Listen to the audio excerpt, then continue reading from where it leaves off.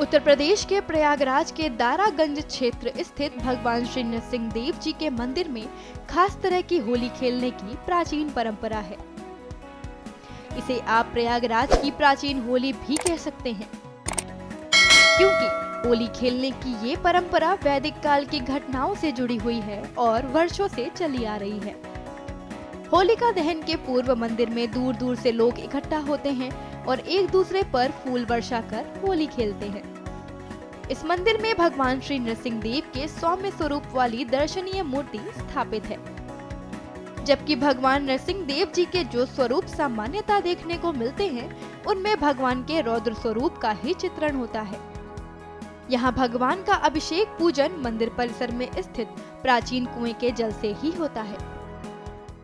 होली के पूर्व भगवान नरसिंह जी की जयंती मनाई जाती है, तो आज हम लोग बहुत ही प्राचीन भगवान नरसिंह की मंदिर में आए और उनको फूलों की और गुलाल से हम लोग ने उनके साथ होली खेली, उनको अर्पण किया और उनसे यही प्रार्थना किया कि जिस प्रकार आपने भक्त प्रहलाद की रक्षा की थी, राक्षस रूपी हिरण्यकश्यप से बचाया था, भगवान विष्णु के का आप विष्णु हैं और आपने भगवान नरसिंह का आज अवतार लिया, तो उसी प्रकार देश में रहने वाले, प्रदेश में रहने वाले, नगर में रहने वाले सभी भक्तों की रक्षा करें, उनको अपना आशीर्वाद प्रदान करें। आज हम सब ने यहाँ होली मनाई और हर वर्ष हम लोग यहाँ आकर होली के पूर्व यहाँ होली मनाते हैं, भगवान से प्रार्थना करते हैं, आशीर्वाद लेते हैं और यहाँ जन जन जो यहाँ रहते हैं उनको भी आशीर्वाद प्राप्त हो।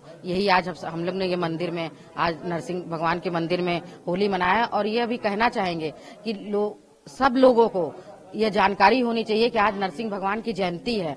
भगवान को ही पहले हम सब होली खेलें, उनको अबीर लगाएं, गुलाल लगाएं, गुलाब की पंखुड़ियों से उनके साथ होली खेलें और उनसे आशीर्वाद प्राप्त करें। यह सुख प्रेम सौहार्द की होली है, सभी लोग मिलकर ऐसी होली मनाते रहे, हमेशा ऐसी होली का आनंद लेते रहे।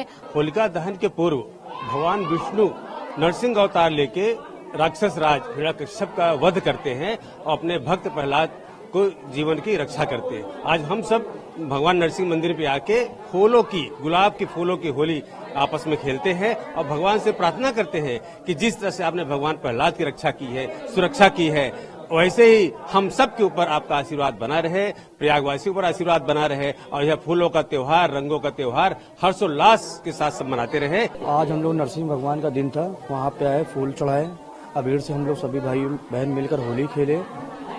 इसी तरह होली का त्योहार सभी के लिए अच्छे से बीते। क्यों नरसिंह भगवान को आज चढ़ाया आपने? उन्होंने प्रहलाद भगवान की रक्षा की थी, बचाया था। इसी तरह हमारे लोगों पर कृपा बनी रहे। हम लोग सभी प्रेमी भाई बहन मिलकर आज होली खेले हैं।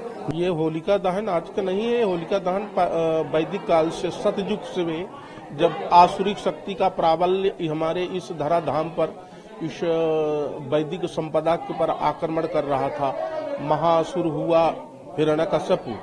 हिरण्यकश्यप की बहन थी जिसका नाम था होलिका।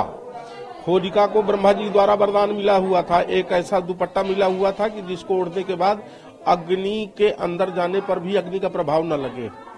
तो भगवान के भक्त हुए प्रहलाद जी को जलाने की प्रेरणा से होलिका ने उस दुपट्टे को ओढ़कर जाकर अग्नि में कूद पड़ी।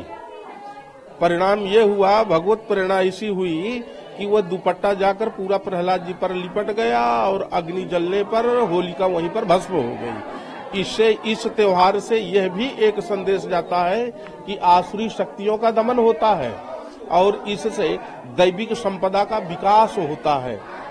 आजकल बहुत सारे नेता लोग हिंदू शक्ति के दमन की बात करते हैं ना, तो हिंदू शक्ति का दमन करने वाले स्वयं उसी के साथ दमन हो जाते हैं, जैसे होलिका का दमन हुआ है। हमारे यहाँ वैदिक संपदा का उद्धार भगवान नरसिंह के द्वारा हुआ था और उन्हीं के द्वारा प्रहलाद जी की रक्षा हुई थी। इस त्योहार का सीधा संबंध हमारे आध्यात्मिक परंपरा से है।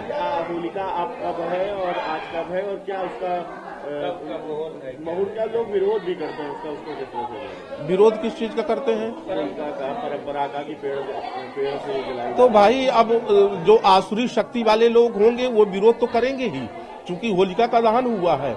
और जितने वैदिक संपदा वाले संपन्न लोग हैं, वैदिक संपदा के लोग हैं, वो इसका समर्थन करते हैं। होलिका आज पूर्णिमा शाम को लगेगी और पूर्णिमा के ही पर्व पर ही होलिका दहन होता है। वो तभी से भी रंगोत्सव देखे होलिका दहन हुआ।